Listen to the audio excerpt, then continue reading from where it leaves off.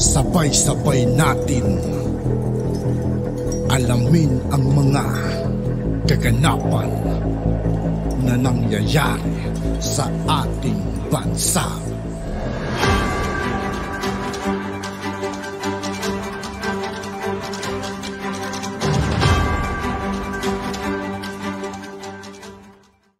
Yo, what's up mga kaibigan? This is I2K po again. Ngayon nandito ulit tayo sa channel ni Philippines Trending News. Dito ulit tayo magbibigay ng komento. Pero bago ang lahat ng yan mga kaibigan, sa lahat ng hindi pa nakasubscribe kay Philippines Trending News, mag-subscribe na po tayo at huwag nyo rin pong kalimutan mag-subscribe dito sa aking channel.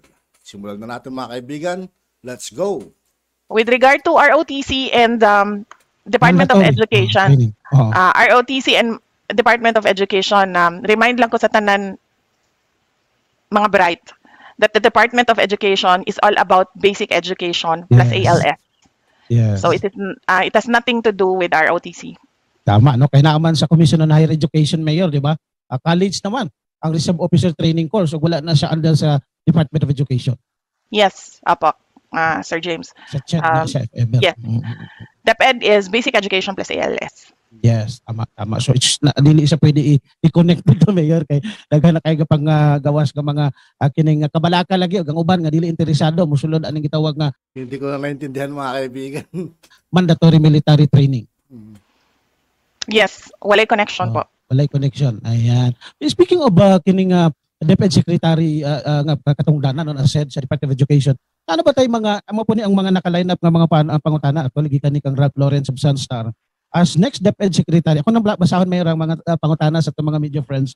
What will be our specific programs in addition sa kining we're going to push through for the kining programs as new DepEd Secretary is plano ba nato 100% face-to-face classes beginning the next school year?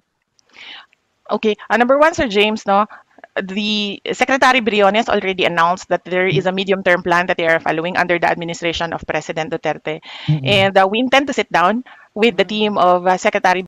Sa madaling salita mga kaibigan, matagal na tong video na to. Nahiwagaan lang kasi ako sa thumbnail kaya binigyan ko siya ng reaction. Kaya napuntahan ko siya mga kaibigan. Hindi ko na-expect na matagal na pala itong video na to. Briones. Panahon pa to ng Pangulong Rodrigo Duterte. On this one, after the proclamation. So, gahulata sa proclamation so that doon na tayo personality nga mulingkod dinha og makigistorya sa ilaha sa endorsements and sa transition of administration sa Department of Education. Once we get that, we go back to Pero pagkakalam ko mga kaibigan, itong pag-upo ni Inday Sara, yung sa may part ng DepEd mga kaibigan. Alam ko Vice President na siya noon eh. President Marcos and ask him. And si Bongbong Marcos na pala ang Pangulo dito mga kaibigan. Present to him ang direction ng Department of Education and ask him if he is amenable or if he wants to improve on it. Once we get that from President Marcos, then we can talk about where our Department of Education is going in the next 6 years. Yes. Pero Mayor, unsay naa sa Department of Education na nakita nimo? Nganong DepEd? Oh, because kung naminaw mo sa ako during the campaign, tulo ra man gyud ginabalik-balik nako. Wala man gyud nagbag-o ang ato ang message sa ato ang mga kaigsuonang Filipinos, no. Tulo ra gyud ang ato ang gisulti. Unang-una, ang mga trabaho nga nawala tungod sa pandemya. Yes. Ikaduha, di kalidad nga edukasyon. Hindi ko lang kasi maintindihan mga kaibigan, hindi ko maintindihan yung salita nila, Bisaya kan. Tagalog, Ilocano lang tayo mga kaibigan.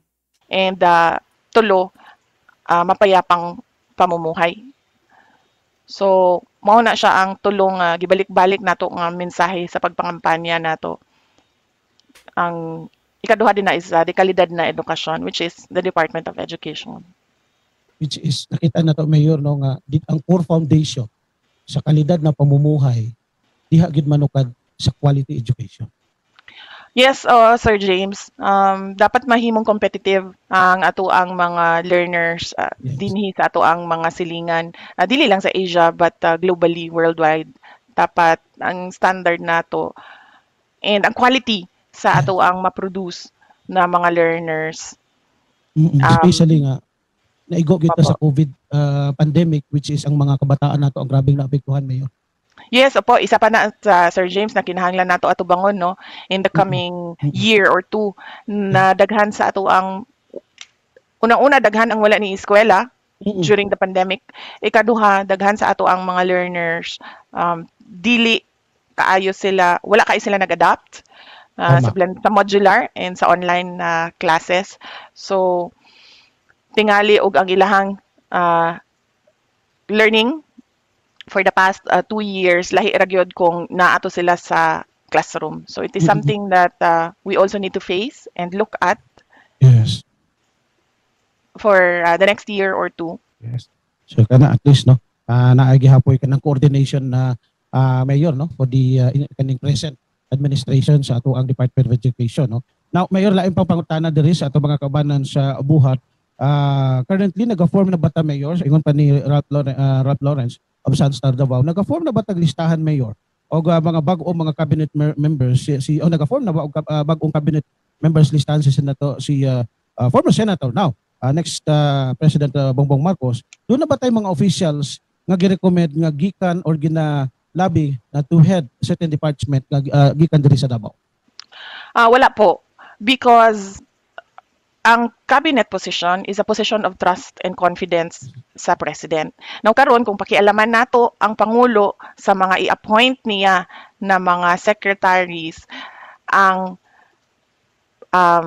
success or failure ni ana tulubagon na siya sa president because the president is the appointing authority. Kung ako ang pangulo, ginaing ana ko ninyo nga okay ni i-appoint ni si Kuan, kini i-appoint ni si Kuan, kini i-appoint ni si Kuan.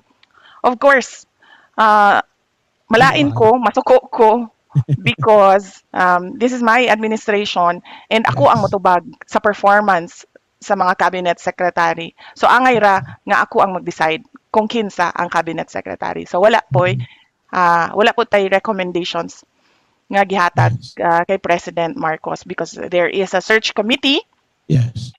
And mao ka na ang purpose no sa search committee sa team ni Bongbong Marcos is to look for the people na sa tan-aw niya maoy angay nga i-appoint para maduso ang of course number one ang continuity sa administration ni President Duterte and kung unsa ang vision ni President Marcos para sa ato ang nasod. Yes. Baga amo ni papa nimo ni now President Rudy Duterte and then ikaw nag-set na mong standard Mayor ba of what is livable city and then ipadayon na lang kung pwede Yes. ma-improve pa. Oh, of course, definitely. Dako pa kaayo og pwede. At yun nga po mga kaibigan, dito po nagtatapos ang ating reaction video. Muli ako po si I2K ng Sundalo ng Dunggalo at 811. Maraming salamat sa patuloy na pagsuporta. Yeah, peace out.